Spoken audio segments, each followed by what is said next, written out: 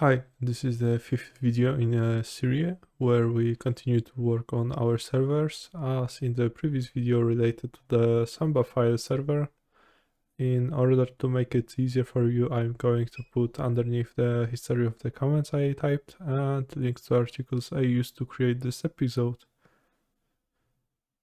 This time we will want to configure our main server to receive logs related to activities that happen on the client server. We will use auditd for this purpose. I have noticed that DNS mask has a problem with the visibility of our internal network interface right after the server starts, which mysteriously disappears after a reboot of a service. Therefore, we will create a simple command in Cron to restart DNS mask 10 seconds after booting. We will also write a simple script to periodically archive audit.log data, also using cron. So let's move on to install auditd on our main server. Let's use dnf install audit to download the required package.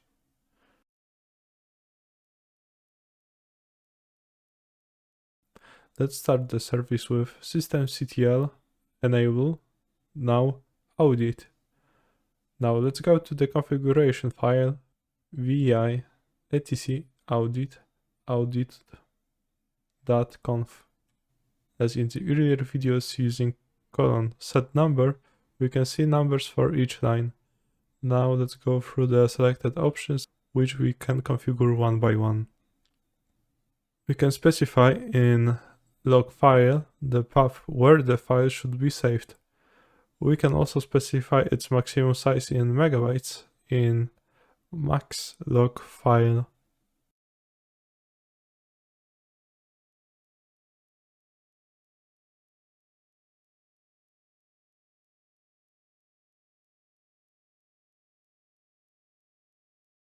We can also specify the method of saving names, name format, and add information about the host name /name.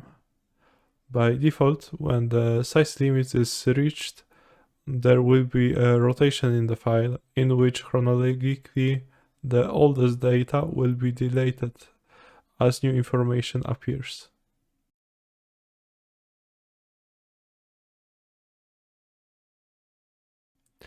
Now we need to configure our master server to listen for logs from a port of our choice. This will be port 60. After making changes, if you had made any,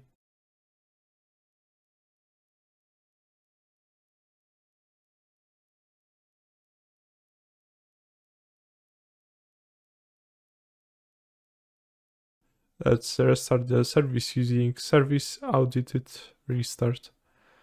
Due to the fact that auditd runs on a kernel, we cannot do this in the systemctl way.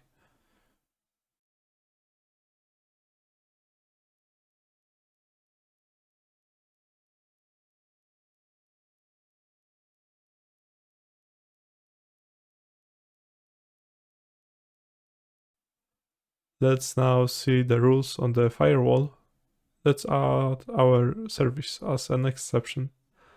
Firewall-cmd _ add service audit and reload to implement the change.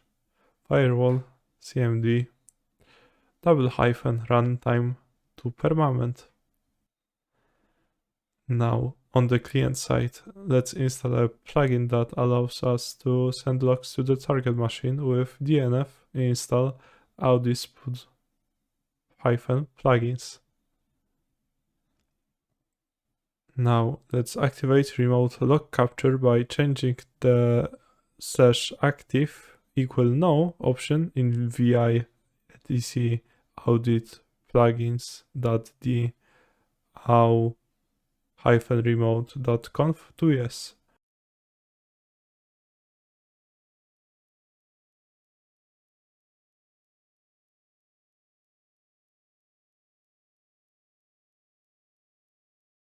After After saving the changes,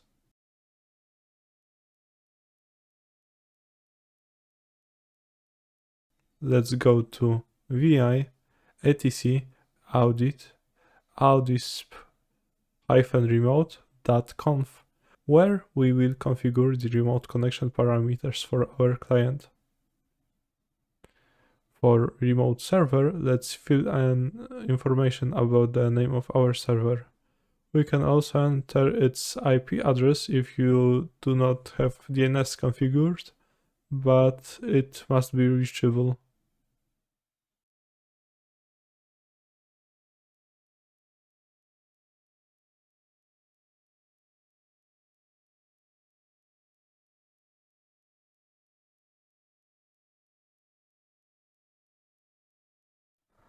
We leave the information about port 60. After this changes, let's go to the local audit configuration.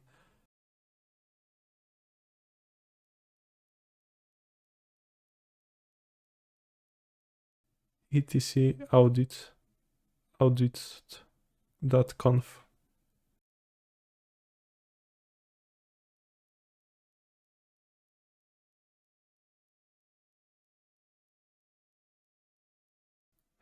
We will change the format for saving local logs /log format to one that does not store them. We will be relying fully on remote host forwarding.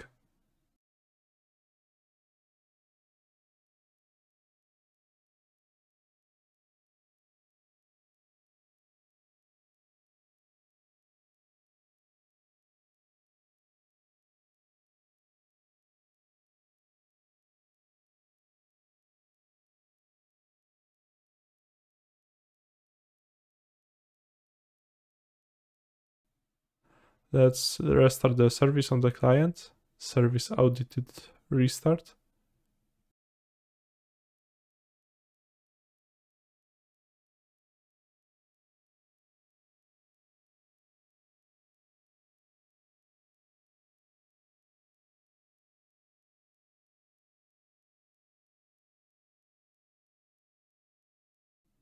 Now, following the logs from audited on the master server with tail-f/var/log/audit/audit.log,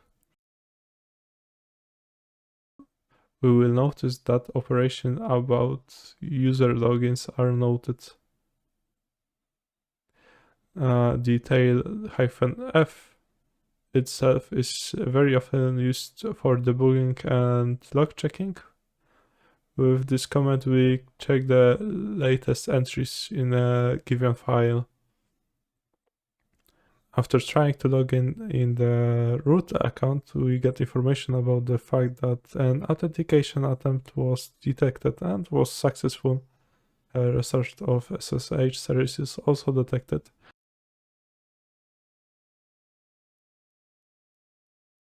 And the user is logged out.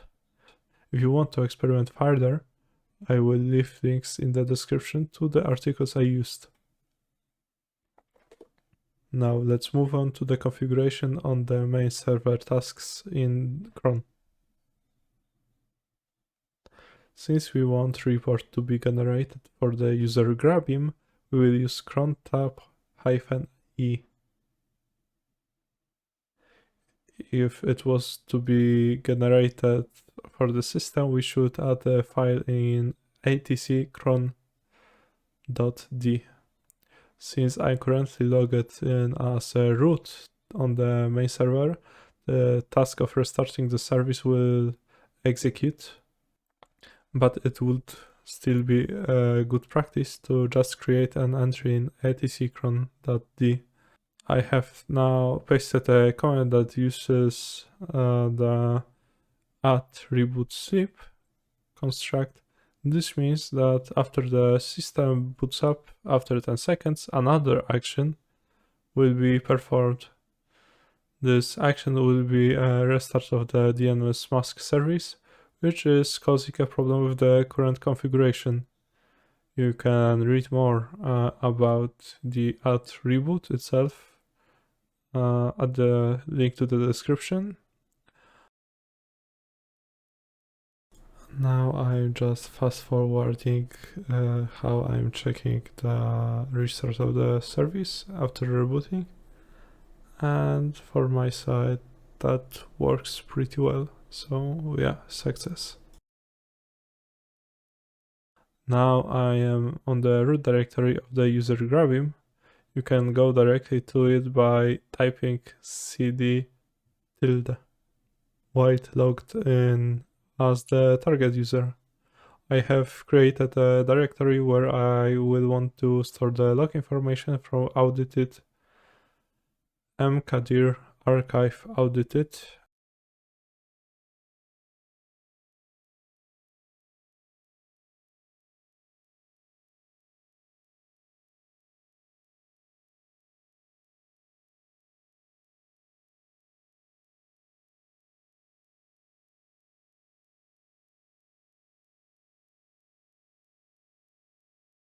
Let's go to it using home grabim archive audited cd.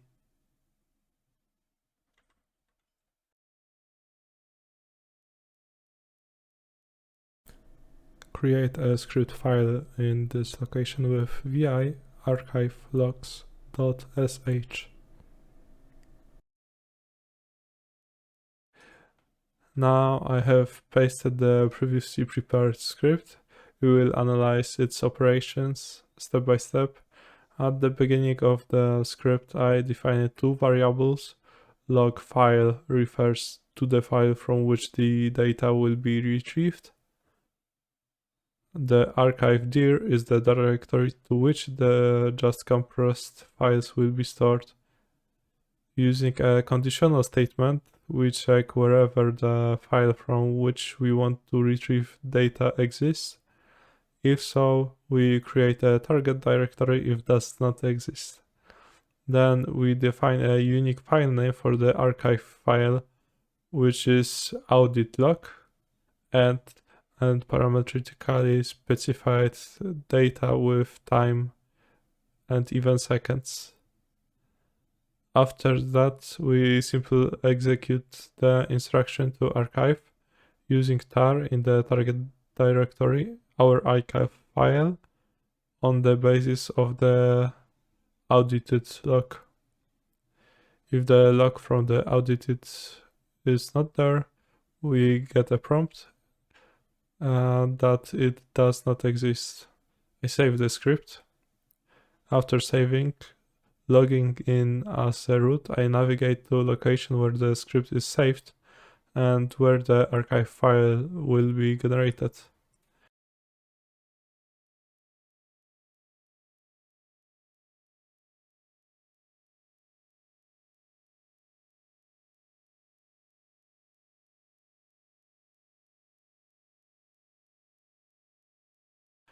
Then using change mode +x archive logs.sh, I make possible to run a script. I test its operation by typing archive logs.sh. After typing ls, I see that a compressed file with the current date and time appeared.